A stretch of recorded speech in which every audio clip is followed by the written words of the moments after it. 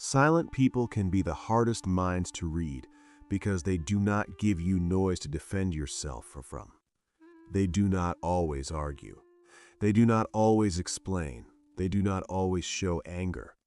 But sometimes, behind that silence, there is a whole world watching, measuring, remembering, and deciding what you will never be allowed to know. The dangerous mind of highly silent people is not dangerous because silence is evil. Silence can be peaceful. Silence can be wisdom. Silence can be self-control. Some of the kindest people you will ever meet are quiet because they listen more than they speak.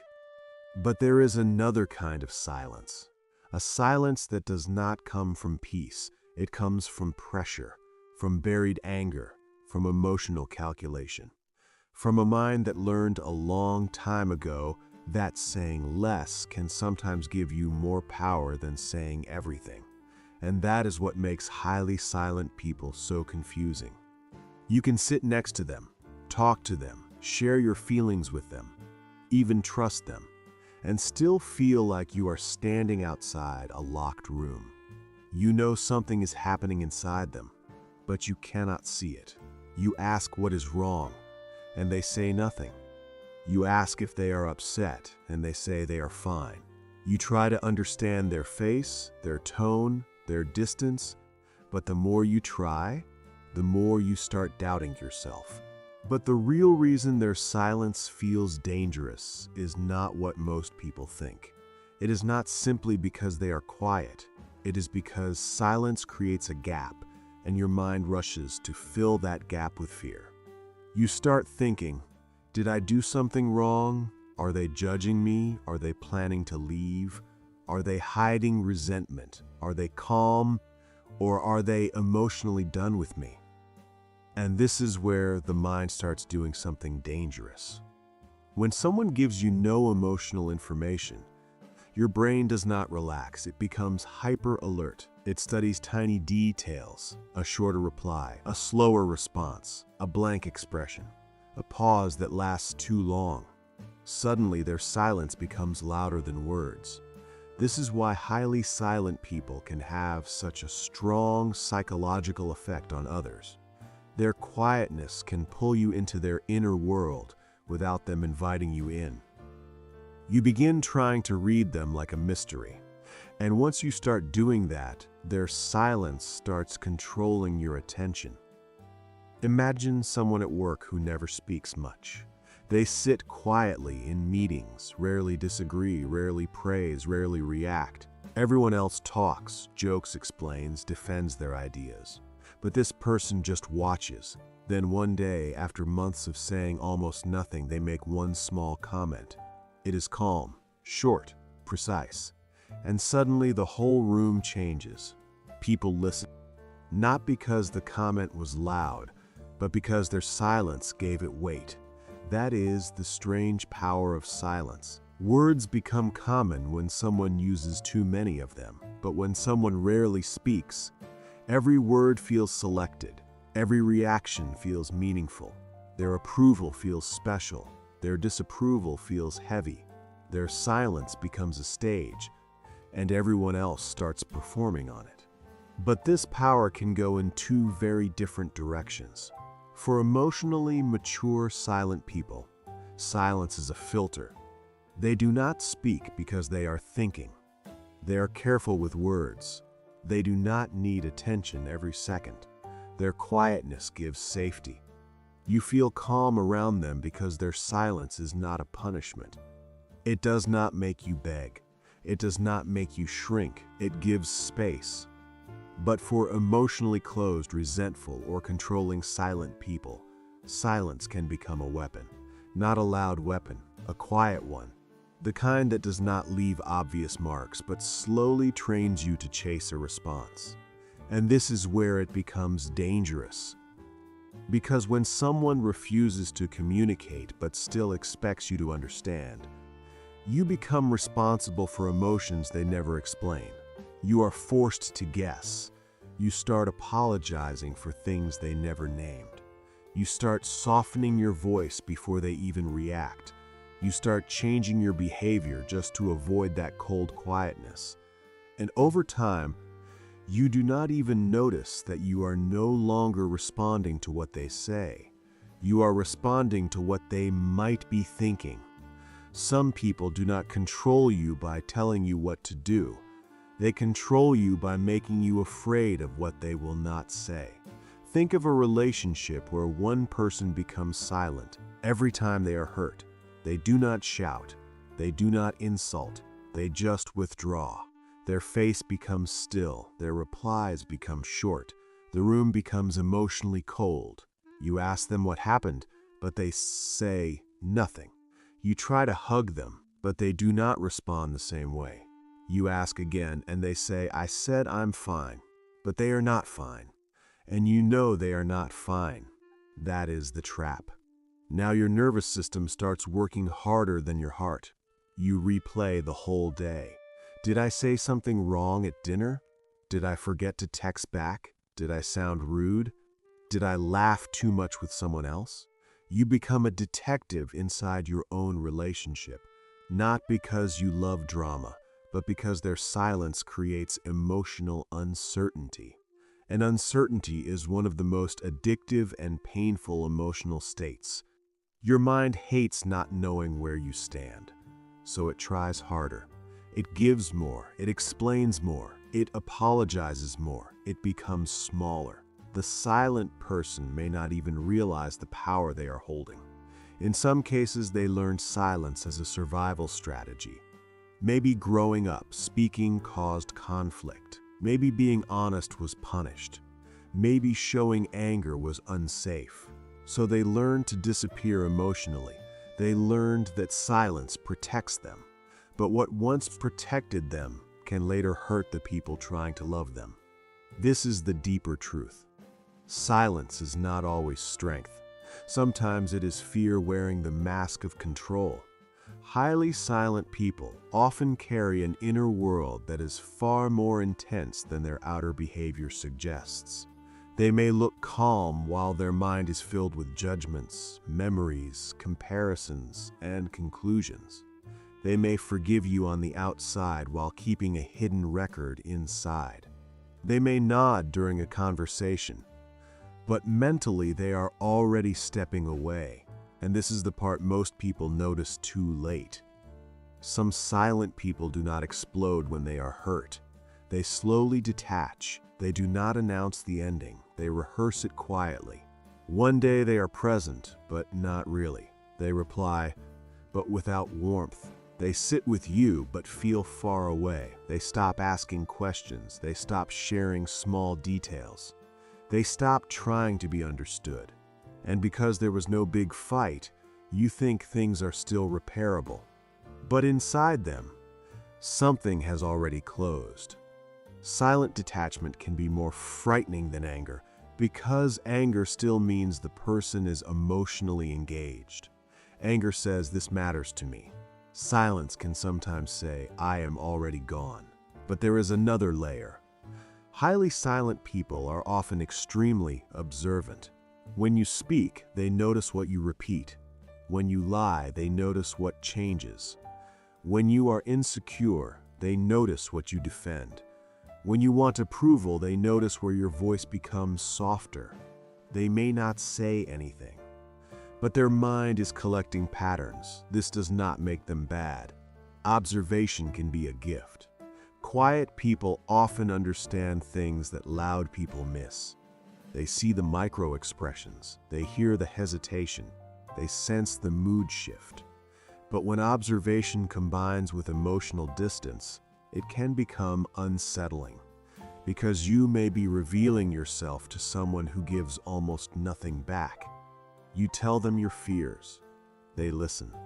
You tell them your childhood wounds, they listen. You tell them what makes you jealous, what makes you ashamed, what makes you feel abandoned. They listen. But when you ask them to open up, they give you a wall. Now the relationship becomes unbalanced. You are emotionally exposed. They are emotionally hidden. You feel close because you have shared so much. But they may not feel close at all. They may simply know more about you than you know about them. And that imbalance can become dangerous because emotional information creates power. The person who knows your triggers can comfort you, but they can also control you. They know when to go quiet. They know when to pull back. They know what makes you panic. They know which silence will make you chase. Again, not every silent person does this consciously, but impact matters. A locked door still blocks you whether it was locked out of fear or strategy. And if you have ever loved a highly silent person, you may know exactly how confusing this feels. You may have told yourself they are just quiet, they need time. They do not express emotions like I do, and sometimes that is true, but another part of you felt the anxiety, the walking on eggshells, the strange hunger for one clear sentence, the emotional relief when they finally became warm again. That relief is important, because this is where the pattern can become almost addictive. When someone is silent, cold, or distant, your nervous system becomes tense. When they suddenly become kind again, you feel relief. That relief can feel like love, but sometimes it is not love. It is the calming of anxiety they created. Your mind starts bonding not only to their warmth, but to the cycle of losing and regaining it. This is why people stay attached to emotionally silent partners, friends, or family members, even when the silence hurts them. They are not only chasing the person, they are chasing clarity. They are chasing safety. They are chasing the moment when the silent wall finally opens and they can breathe again. But everything we have talked about so far is only the visible part. The deeper damage happens when this pattern starts changing the way you see yourself. At first, you wonder what they are feeling. Later, you wonder what is wrong with you. You begin measuring your worth by their response. If they reply warmly, you feel safe. If they go quiet, you feel rejected. If they ignore your message, your whole mood changes. If they become distant, you start editing your personality. That is the hidden danger. Their silence slowly moves into your mind and becomes your inner voice. You start thinking before speaking. Not healthy thinking, fearful thinking. Will this upset them? Will this make them withdraw? Will they think I am too needy, too emotional, too much? And once you start calling your normal emotional needs too much, the silence has already trained you. A person who truly values you will not make you feel insane for needing clarity. They may need space, yes. They may need time to process. But they will not use silence to keep you emotionally starving. There is a difference between taking space and creating confusion. There is a difference between being quiet and making someone beg for basic emotional honesty. The dangerous silent mind often hides behind innocence. They may say, I did not do anything. I was just quiet. And technically that may be true. They did not shout. They did not insult. They did not attack. But sometimes the absence of communication becomes its own message. Sometimes doing nothing does something. A door slammed loudly is obvious. A door slowly closing is easier to deny. This is why silent punishment can be so hard to explain to other people. If you tell someone, they yelled at me, people understand.